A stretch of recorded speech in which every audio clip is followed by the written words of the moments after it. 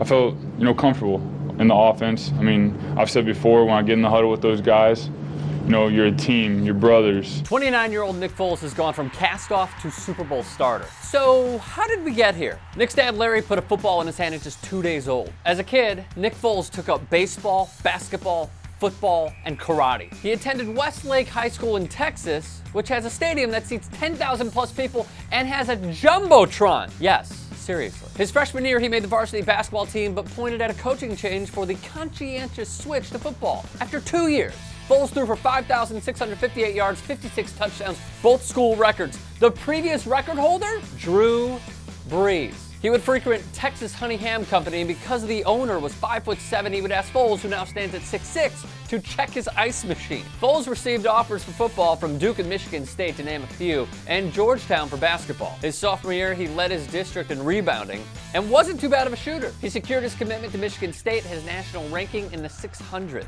At MSU, he roomed with Eagles tight end Brent Selleck's brother, Garrett. In 2008, with the Spartans quarterback group deep with NFL-level talent in Kirk Cousins and Brian Hoyer, Foles transferred to Arizona. Former Cal head coach and U of A assistant Sonny Dykes stated, "He threw the best deep ball of anybody I've ever been around." Ahead of him on the depth chart, Matt Scott. Exactly. Who? 4 games into the season, the job was Nick's, and he never looked back. With the Wildcats, he passed for 10,110 yards. That's more than some guys named Elway, Plummer, Rosen, and Luck.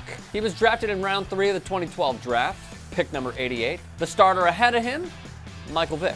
Most dominant Madden player ever. So Vick gets knocked out, Foles gets put in. He would say of then coach Andy Reid, "I think he got out of me more than I ever thought possible." In 2013, Vick starts the season at quarterback, and the Eagles have a new coach, Chip Kelly. As the story goes, Vick got injured, as he was prone to do. Foles comes in, had a legendary 27 touchdown, 2 interception year, including his 7 touchdown performance against Oakland, tied for the most in a single game. I mean, this was...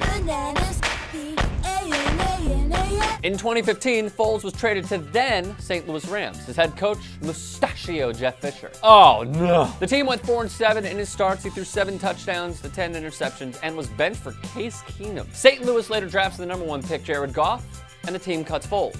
He would later say, "A lot of people don't know this. After my time with a certain NFL team, I wanted to retire. I wanted to retire from the NFL, and I really struggled. I couldn't pick up a football for about 8 months. I had no love for the game, and it was tough." Kansas City signs him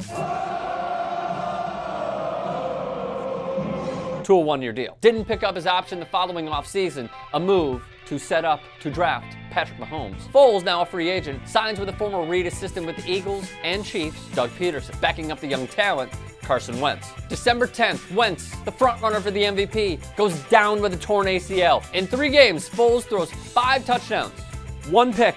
Against Atlanta, the Eagles, underdogs in their own backyard, beat the Falcons 15-10. A week later, underdogs yet again, they crushed Minnesota 38-7. Foles threw for nearly 600 yards and 3 touchdowns to 0 interceptions. He joined an elite group of players who completed 78% of their passes for at least 350 yards, 3 touchdowns, no picks in NFL playoff history. The list? Kurt Warner, Aaron Rodgers, and Peyton Manning. From cast off at Michigan State to patiently waiting his turn in the NFL to contemplating retirement. We are the champions.